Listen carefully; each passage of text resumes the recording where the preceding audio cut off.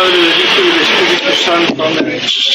Amados hermanos en nuestro Señor Jesucristo, nos encontramos en el domingo 17º después de Pentecostés, y en el Evangelio de hoy, tomado de San Mateo, vemos cómo una vez más los fariseos, reunidos en torno de nuestro Señor, le preguntan, no para saber,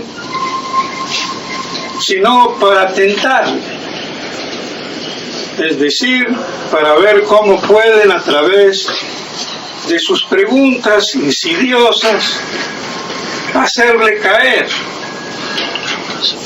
Y como ellos eran los doctores, los peritos, los intérpretes, los doctores, los sabios, o mejor dicho, los sabiondos de todo el Antiguo Testamento, pues querían ver cómo podían sorprenderlo a nuestro Señor a través de sus preguntas, que no tenían por objeto combatir su ignorancia, sino ver en qué podían sorprenderle y así caerle con el rigor de la teología, de la ley, y aplastar a nuestro Señor. Ese era el objeto de esas preguntas insidiosas, y siempre estaban acechando. Pues bien, uno de ellos, doctor de la ley, porque además de fariseo era doctor, es decir, escriba. Ya sabemos que los fariseos eran como una especie de élite del pueblo judío, que se encargaban con celo, más que amargo y desmedido, en conservar la legalidad al pie de la letra de los preceptos de la ley y de los profetas, faltando a la verdad y a la caridad. Y este fariseo, que era doctor en la ley, le pregunta a nuestro Señor cuál era el mandamiento máximo, es decir, el principio y fundamento de todo. Y nuestro Señor le responde: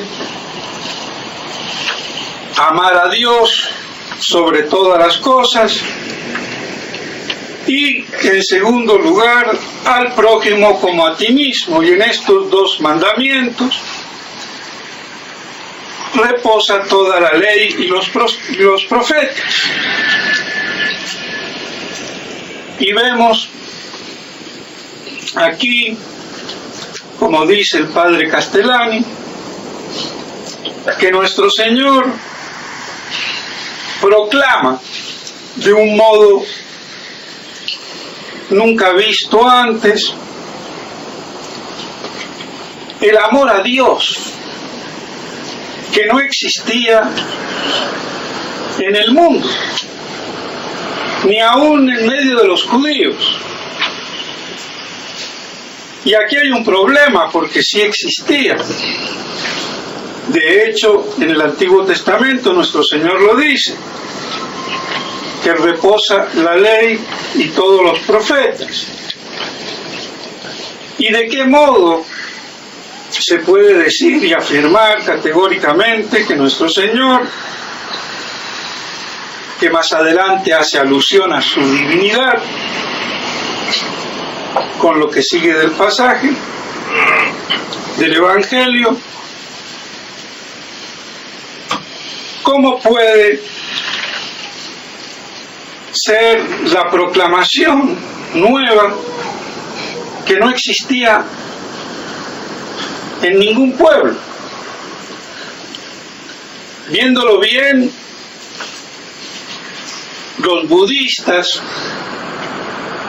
hablan del amor a los demás hombres, pero como dice el padre Castellani, ¿qué amor es ese que desprecia lo visible, desprecia el cuerpo, y que se refugia en el nirvana, en la nada. Además, vemos cómo los budistas pueden querer a un gato como a sí mismo. Entonces, ¿qué clase de amor es ese que no distingue entre un animal y un ser humano? Y peor aún, podemos agregar, si adoran a las vacas. ¿Qué amor es ese de querer al prójimo como si fuera una vaca o una rata? Vemos que cae ese amor por su propio peso en algo inconsistente.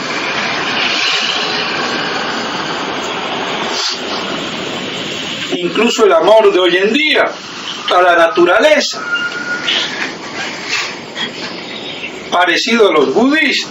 La ecología es la sutil idolatría de la adoración de la naturaleza, como los budistas. Pues ese amor no tiene verdaderamente enjundia. Los judíos también conocían el precepto, pero lo aplicaban mal.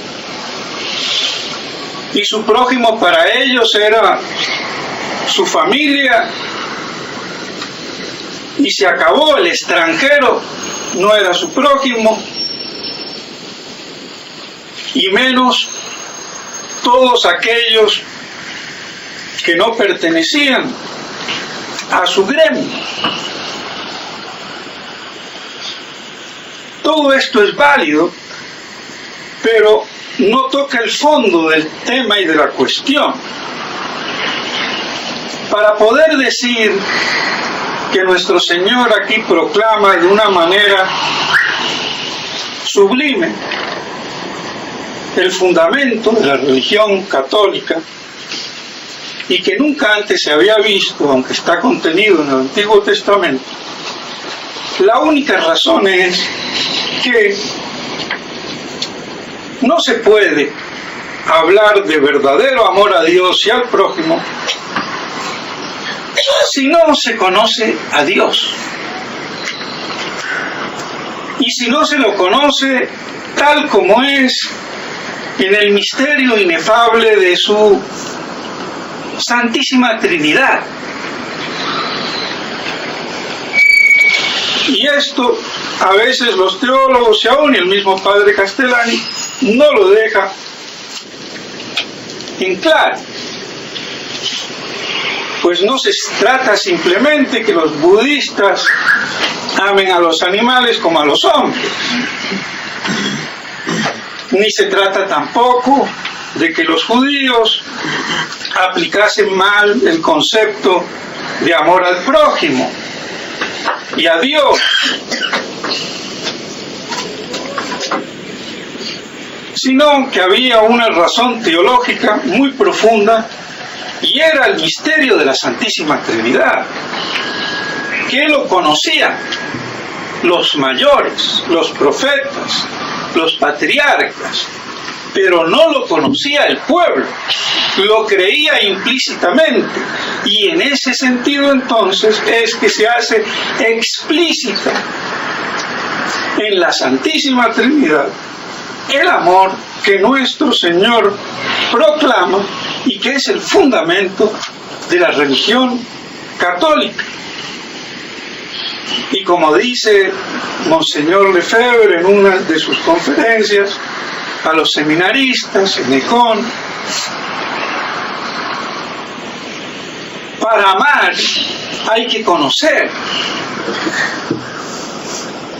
y hay que conocer qué es ese objeto del amor, y conocerse también a sí mismo, porque el amor es una entrega, y si hay una entrega tengo que saber yo qué es lo que entrego y qué es lo que yo recibo. Entonces, en el amor que fundamenta la religión católica y que nuestro Señor proclama. Es el amor que brota de la Santísima Trinidad de Dios, de ese misterio que especifica nuestra santa religión.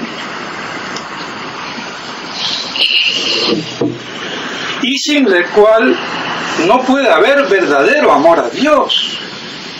Sin la Trinidad, si yo no conozco la Santísima Trinidad, y si no conozco la Santísima Trinidad, ¿cómo me puedo yo conocer a mí mismo? Que estoy hecho a semejanza e imagen de Dios.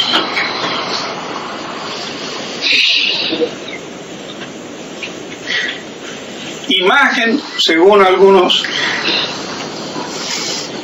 padres de la Iglesia, en cuanto a lo natural, y semejanza en cuanto a la gracia sobrenatural.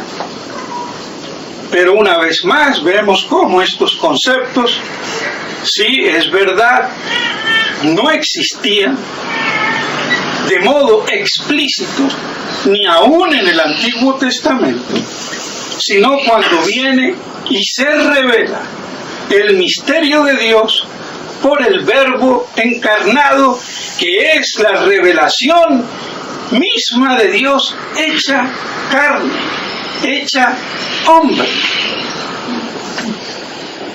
y que se hace manifiesta a todos los pueblos, y deja de ser así el privilegio de algunos, como en el Antiguo Testamento fueron los patriarcas, los profetas, algunos reyes, los que Santo Tomás llama los mayores.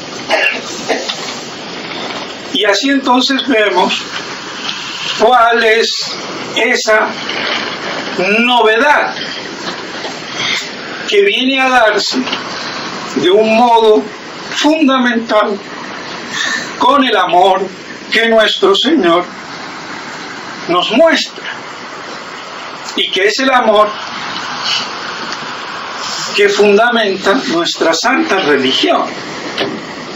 Y así queda entonces claro cómo es necesario conocer a Dios a través de los misterios que Él nos revela, porque no podemos acceder al conocimiento de Dios si no es por revelación misma de Dios. Y así, conociendo a Dios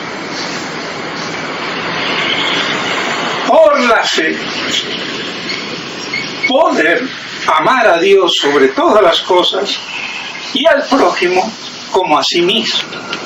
Y eso solo se puede cumplir dentro de la religión católica, que es la única verdadera y la única revelada. Y por eso no hay, ni puede haber en las otras falsas religiones ninguna salvación, ni conocimiento de Dios, ni amor de Dios, porque no lo pueden conocer, sino es a través de la fe en lo que Dios manifiesta y revela. Y eso es lo que constituye lo sobrenatural de la religión católica, fuera de la cual no hay salvación, no hay amor, no hay conocimiento de Dios, ni lo puede haber. Lo habrá de un modo, sí, filosófico, natural, intelectual, pero ese no es el Dios trinitario. Y ese amor en la Santísima Trinidad es el que Dios prodiga, participándonos su gracia. Y eso es lo que hace esa semejanza de la criatura semejante a Dios, por esa participación de la naturaleza divina que es la gracia. Y por eso entonces no puede haber, ni podía haber, ese verdadero amor Y como el pueblo judío no poseía ese conocimiento explícito de la Santísima Trinidad, su amor a Dios no podía estar en ese conocimiento que deriva de la plenitud de la Santísima Trinidad, conocido por la fe. Y aquí vemos, mis estimados hermanos, cómo nuestro Señor, para evidenciar lo que Él estaba diciendo y que se basaba en Dios, Él se manifiesta como Dios cuando dice: ¿cómo es posible? Porque ya que eran tan preguntones los fariseos, Él también les pregunta.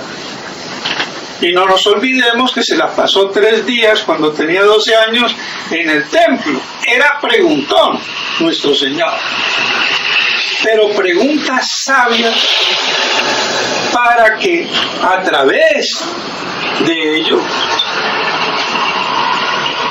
los demás descubran y conozcan la verdad. Y ese es el objeto de la pregunta.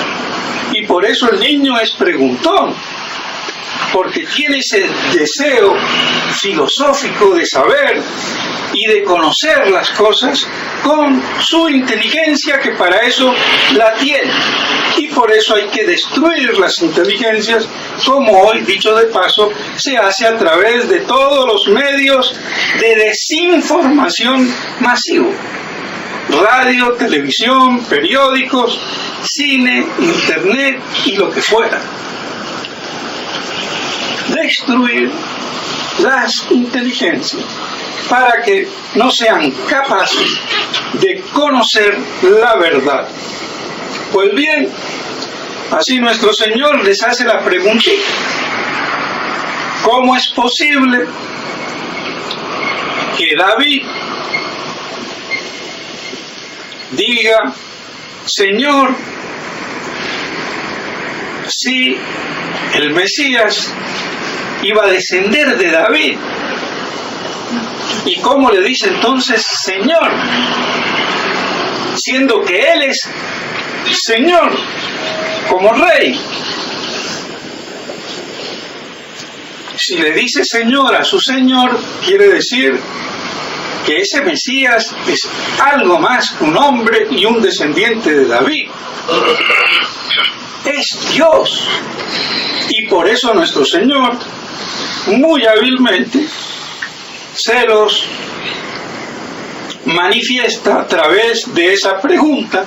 Y por eso los fariseos, ni lerdos ni de perezosos, no osan ya más hacerle preguntas.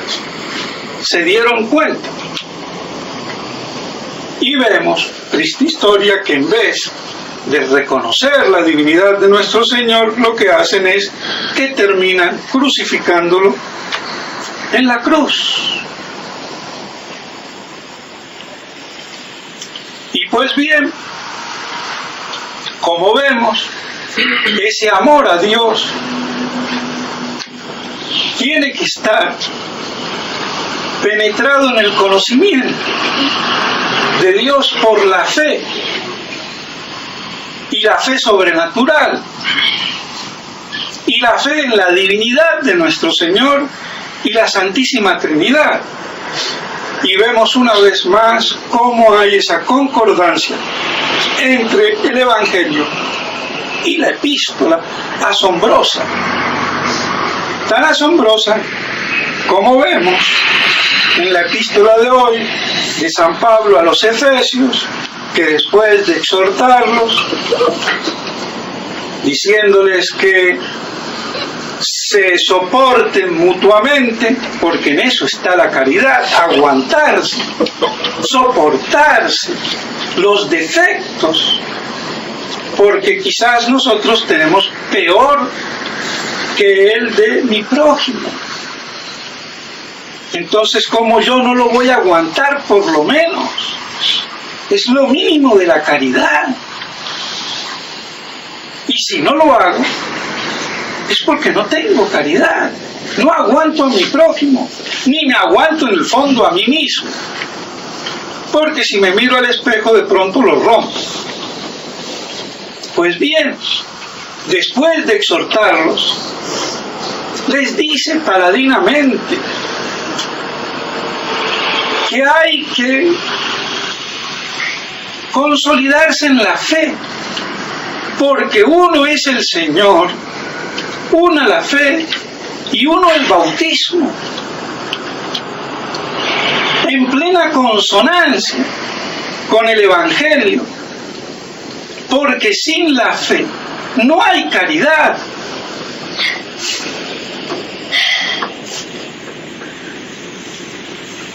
La verdadera caridad está fundamentada en la fe, un solo Señor, un solo bautismo, una sola fe.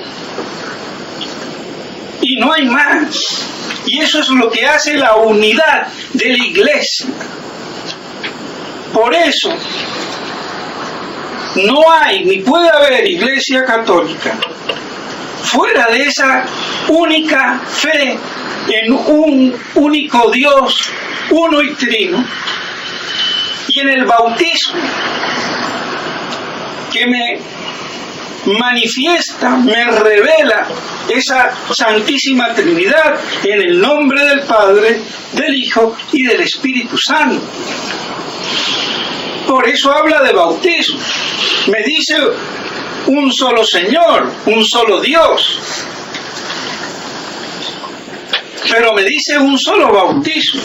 En el bautismo lo tengo explícito en la forma o la fórmula del sacramento. Somos bautizados en el nombre del Padre y del Hijo y del Espíritu Santo.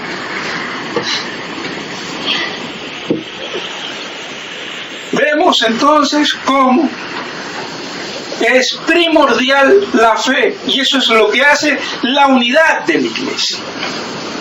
Y eso después fundamenta las otras unidades que hay, la de tener los mismos sacramentos y la de estar bajo el mismo poder magisterial y de gobierno, para lo cual está instituida toda la jerarquía de la Iglesia con el Papa a la cabeza. Pero en esa fe que confesó Pedro, de modo sobrenatural, porque ya vimos que Natanael dijo lo mismo, pero por conjetura, no por inspiración del Espíritu Santo como don recibido de Dios, que es la fe sobrenatural. Y eso hace la unidad de la Iglesia. Y querer reunir sin esa fe a los hombres es lo propio del ecumenismo.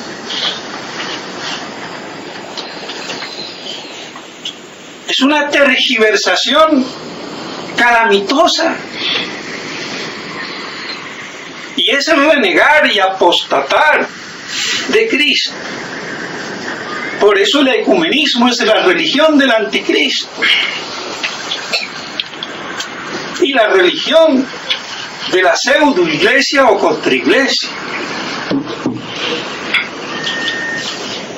Y pues bien, mis estimados hermanos, muy lamentablemente, estas cosas a veces no se manejan bien ni aún dentro de la tradición. Y como ejemplo de eso, lo tenemos en el último número, no sé si es el último, pero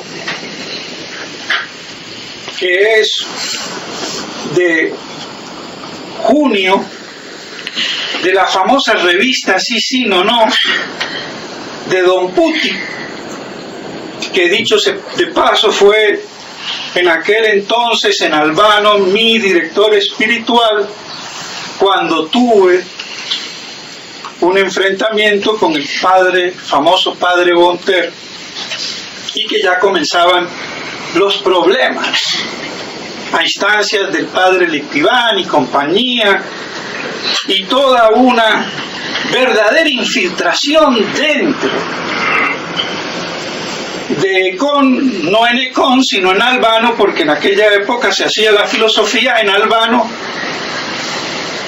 para estar más cerca de Roma, y que después Monseñor Lefebvre tuvo que cerrar ese seminario porque veía que lo que quería él darnos de romanidad se estaba volviendo contrarreproducente, porque muchos seminaristas se iban a las audiencias a oír devotamente lo que decía el Papa cada miércoles.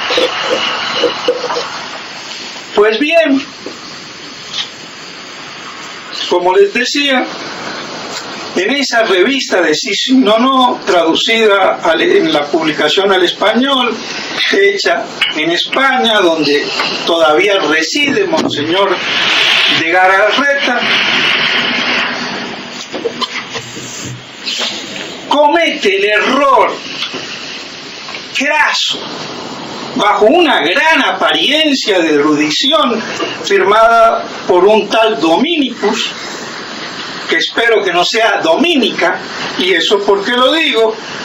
Porque en la revista Sí, sí, no, no, que escriben bajo seudónimos, la superiora de esas monjitas formadas por Don Puti en Velletri, la superiora, no sé si será ahora, pero en aquel entonces escribía bajo el seudónimo, o uno de los seudónimos, Irpinius. Y yo creo que ese artículo tan excelente que en aquella época Monseñor Lefebvre manifestó sobre Ratzinger y su herejía, fue escrito por ella.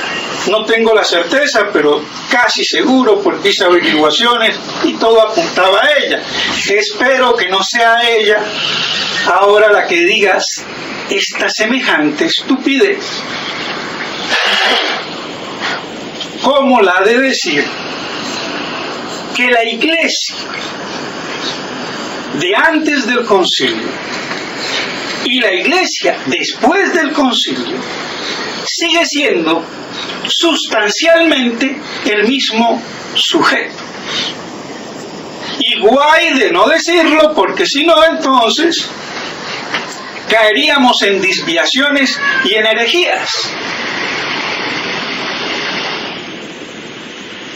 Pero si es verdad que es el mismo sujeto, ¿cómo es posible que la misma higuera, el sujeto, antes del concilio me dé higos y después del concilio me dé peras? Y yo siga diciendo que es el mismo sujeto substancial, que antes me daba higos como debía de ser y ahora me da peras, pero sigue siendo la higuera. Pues no, señor. ¡Qué error craso! Y ahí va involucrado Monseñor de Galarreta, porque no creo que él, si no estuviera de acuerdo con eso, no hubiera dejado que ese artículo se publique. Hubieran publicado otro. Con lo cual se ve que esa es su manera de pensar, y no solamente la de él. En el fondo es la manera de pensar de Monseñor Felé, del padre Schmidberger, que tienen una mala concepción de la autoridad y de la Iglesia. Yo lo lamento mucho, no son los únicos, porque en el extremo opuesto también pasa eso. Entonces yo no puedo decir que es el mismo sujeto. Y hoy lo vemos claramente, es otra iglesia. La misma higuera no me puede dar peras y seguir siendo la higuera. Por lo menos fue injertada para que me diera peras en vez de higo, pero ya no es higuera y no es el mismo sujeto. para decirlo en un lenguaje más fácil, y que por eso entonces no había que confundir y seguir creyendo que es la misma iglesia. Pues no, hasta Monseñor Lefebvre en una de sus conferencias en el año 78 dice: nosotros estamos, y tengo la convicción, frente a una contraiglesia, una iglesia hecha a imagen de la masonería. La nueva misa, inspirada por Bugnini bajo los dictámenes de la masonería, con documentos, lo dice Monseñor, no lo digo yo. Y por eso sería interesante que Radio Cristiandad publicase esa conferencia o la parte de esa conferencia, que trataré, dicho sea de paso, de enviársela. Está muy claro, es una contraiglesia.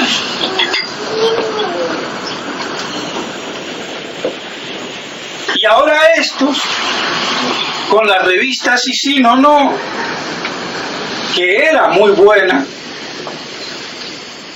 por lo menos en vida de Don Puti, y después siguió siendo buena, pero cada vez menos buena, porque hay que decirlo, el padre Duchalar, que desde hace más de 30 años está allí en Roma, es prácticamente el que está ahí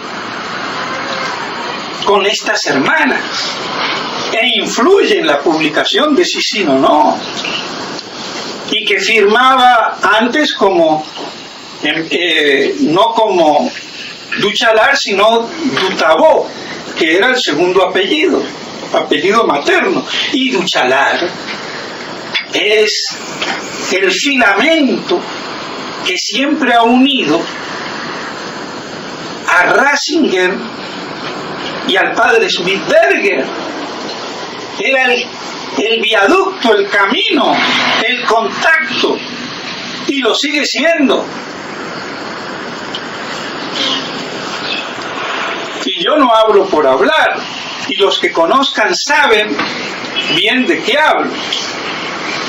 Pues bien, ¿cómo se nos va a decir eso? Y que lo que cambia es sí el modo en el magisterio, pero eso no importa. Y que tenemos que considerar de todos modos el magisterio de Vaticano II como magisterio de la Iglesia legítimo, no infalible, pero legítimo. Pues no, señor, eso es un adefesio teológico. El magisterio de Vaticano II, si no fue infalible, no es magisterio de la Iglesia, porque no puede haber un magisterio legítimo de la Iglesia en su cumbre de magisterio universal extraordinario sin que sea infalible. Hay una petición de principio, de constitución. Claro que ellos dicen, el que niegue eso entonces negará que habrá papa y que habrá jerarquía. Pues no necesariamente. Teólogo o teóloga dominicus. Porque sin entrar en esa cuestión, basta que haya una petición de principio fundamental, esencial, como la que es que todo concilio legítimo, magisterio universal de la Iglesia, es ipso facto por propia constitución infalible, y si falla por voluntad expresa de sus participantes, hay un problema de constitución teológico-jurídica que lo invalida, sin necesariamente tocar el otro problema que también podríamos tocar. Y que el día que lo toque no van a quedar con cabeza. Porque lamentablemente falla la teología. Estamos igual que en la época de los arrianos. Arrio, que niega la divinidad de nuestro Señor, viene a Apolinar y para afirmarla niega entonces el alma humana y la hace que sea el verbo el que hace las veces de alma, negando así no solamente el alma humana, sino parte de la naturaleza humana. Porque ¿qué es una naturaleza humana sin alma humana? Absurdo. Viene Nestorio y dice no solamente hay alma humana para que haya plena naturaleza humana, sino que aún persona humana. Y pan, otra herejía, porque la persona de nuestro Señor no es humana, sino es divina, es el verbo. Y es la que sustenta el verbo a esa naturaleza humana, a esa alma humana y a ese cuerpo humano.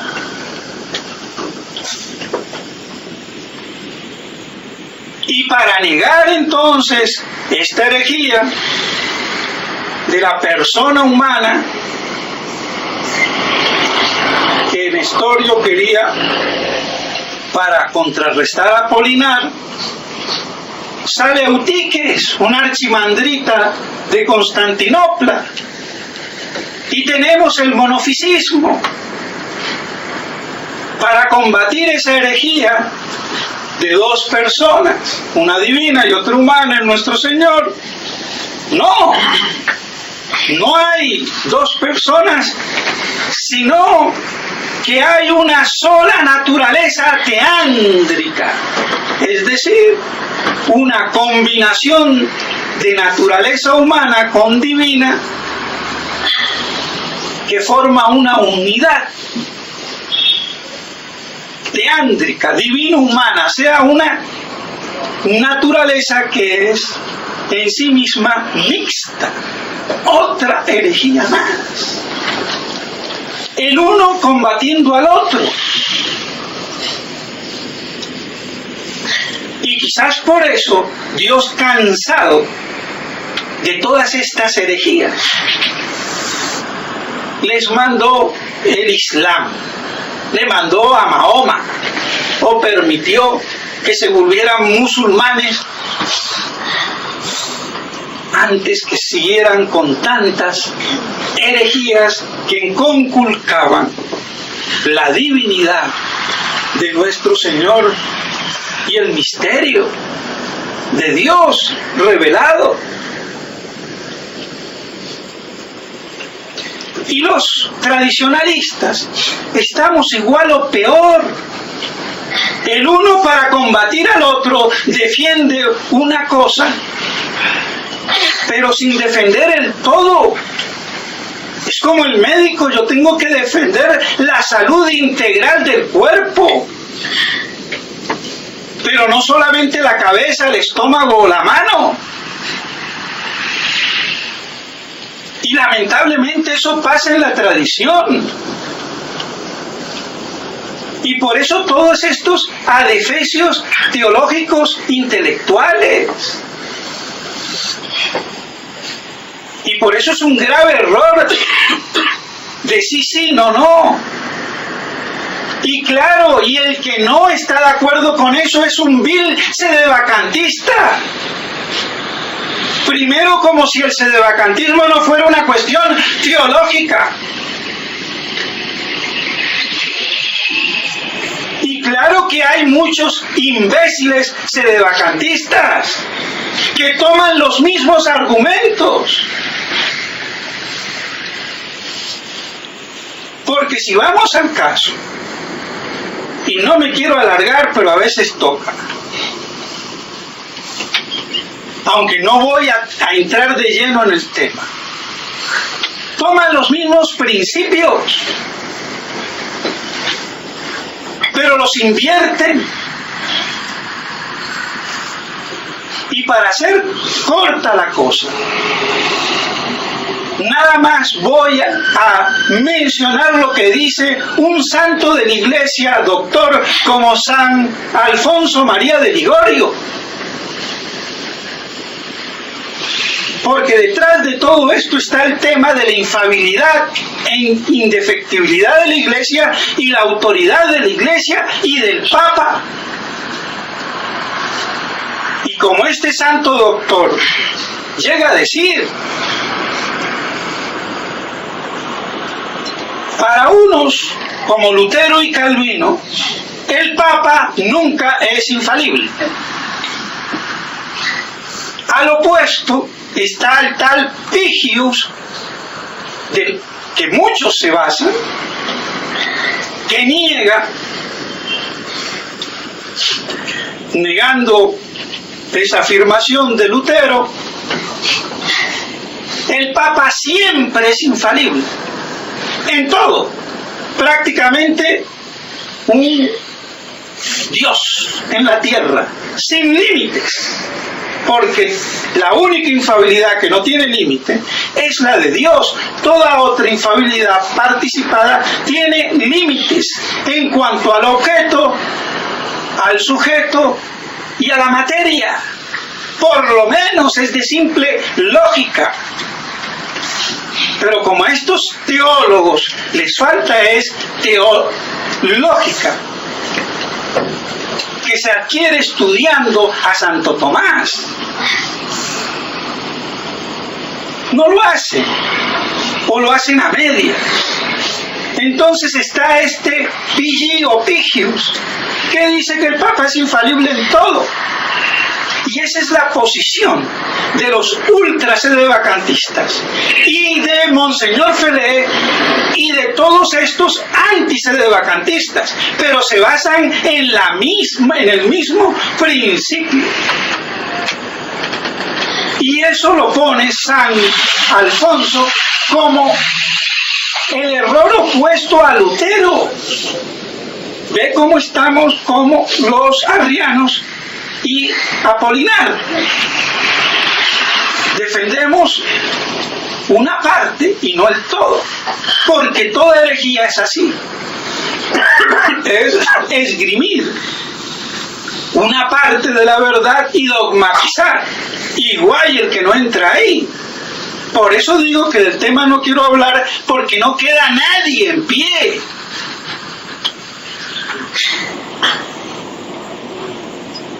¿Y qué pasa? Vienen otros, como los galicanos, y esto no lo digo yo, lo dice San Alfonso, doctor de la Iglesia y santo. Hay otros que se quedan con la mitad. El Papa es infalible, no siempre, pero es infalible cuando habla en el concilio. Sin el concilio no. Y si habla fuera del concilio, tiene el concilio que tomar lo que él dice para que sea infalible. Y de ahí viene el conciliarismo galicano. Porque tampoco esa es la verdad. Y la cuarta posición, que es la que toma San Alfonso, y es la que él dice, la de Santo Tomás, San Agustín y otros, es que el Papa es infalible cuando habla ex cátedra, solo, pero que fuera del caso de ex cátedra y fuera del caso de los concilios, el Papa, como persona particular o doctor privado, es falible y se puede equivocar. Porque si el Papa está conversando conmigo, con un cardenal, y hablamos de fe, no todo lo que diga en esa comida es dogma de fe e infalible. Es simplemente lógico como hacen tanto los unos como los otros. Los verdes o los colorados. Para no decir sedevacantistas a ultranza y antisedevacantistas a ultranza.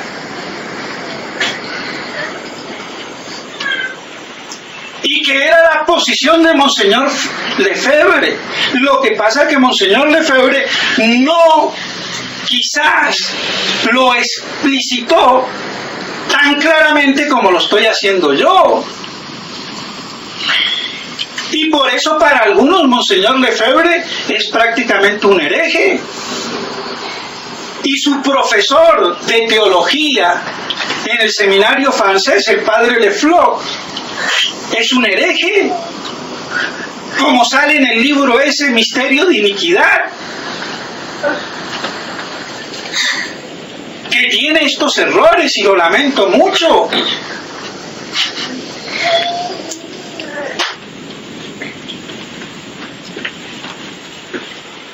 ¿Y qué decía el padre Le Floch? Que la herejía, y vean la visión que tenía, y esto la cita, pero para decir que él es un hereje, que la herejía que iba a venir era la de tener un gran respeto al Papa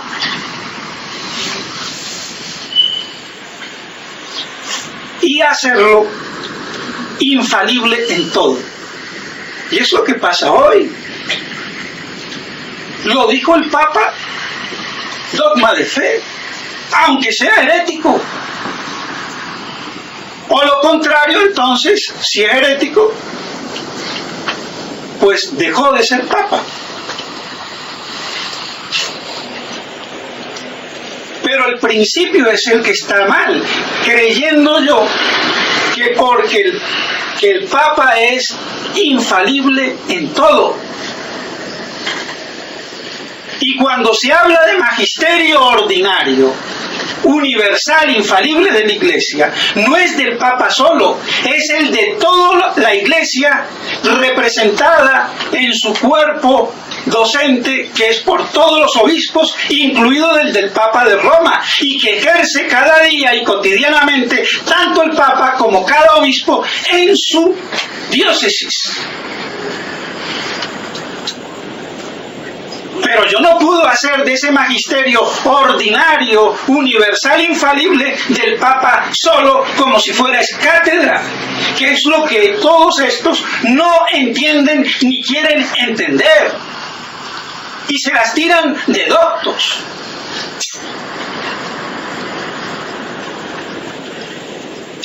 Y al que no piensa así, entonces se está negando el magisterio ordinario universal.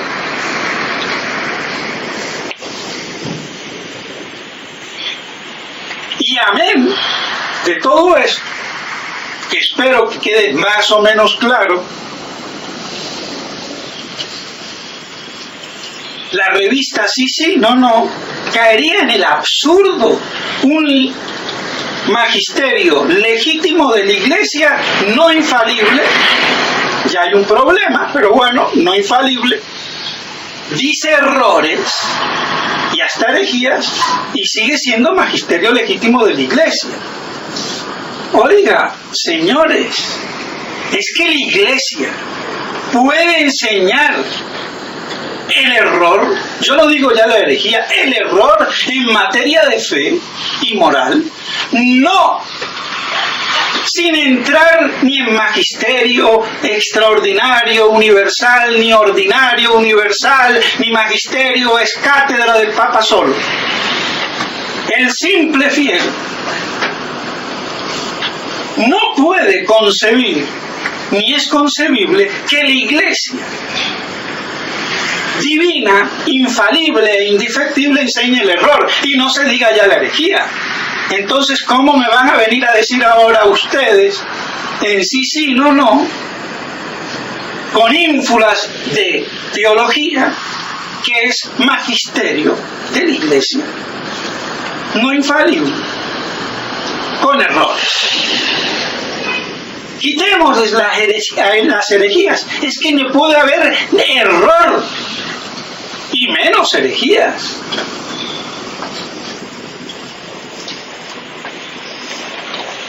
Entonces, ¿cómo van a decir que es el mismo sujeto? Antes y después, con errores. Están concibiendo una iglesia que es una de Efesio. Están concibiendo la herejía común de muchos hoy en día, tradicionalistas, de concebir una iglesia divina que enseña el error, de modo legítimo o ilegítimo, pero que enseña el error, y eso no puede ser, porque la iglesia es inmaculada y una en la fe, y el que no tenga esa pureza inmaculada en la fe no es iglesia y es la contraiglesia del anticristo. Eso es lo que hay que decir. Y después hablaremos si hay o no hay, o puede o no puede haber papa, hereje o no hereje. Pero sin entrar en esa discusión teológica, ya con esto queda claro. Y vemos cómo estamos igual o peores que en la época del arrianismo y del monofisismo.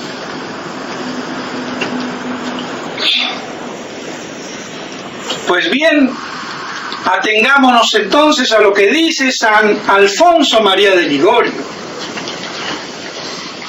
Ni los luteranos, el Papa es falible, ni Pigius, el Papa es siempre infalible, ni los galicanos es solo infalible en el concilio, sino que el Papa es infalible en el concilio.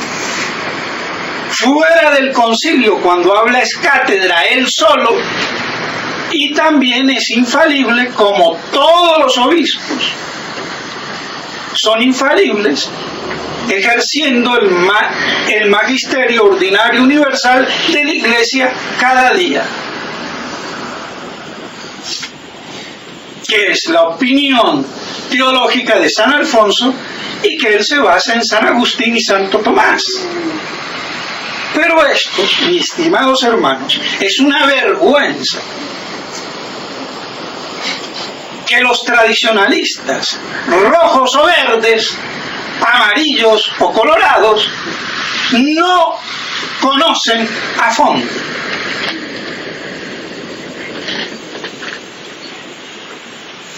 Y por eso esta gran confusión de la autoridad y de la infalibilidad magisterial de la Iglesia y del Papa. Y con ello conlleva el problema de la autoridad, que dicho sea de paso, es para profesar, enseñar la fe. Porque un Papa legítimo está para custodiar santamente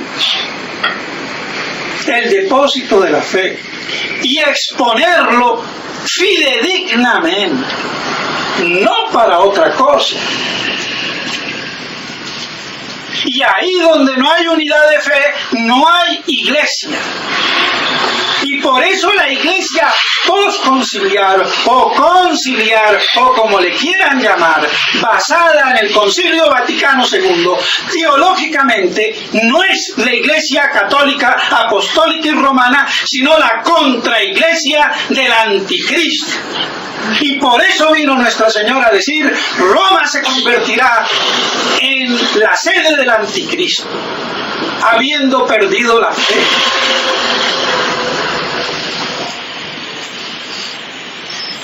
Esa es la teología.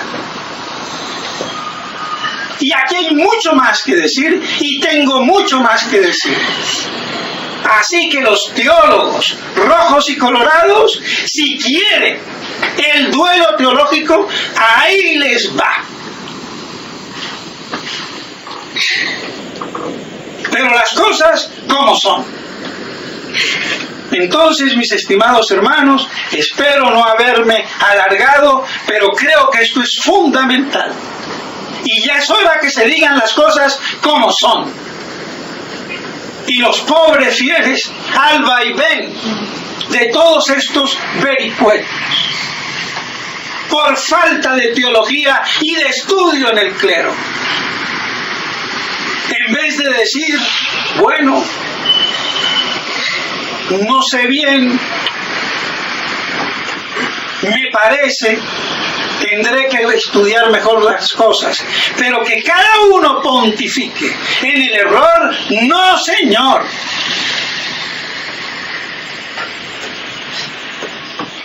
Pues bien, mis estimados hermanos, pidámosle a la Santísima Virgen María que nos consolide en la fe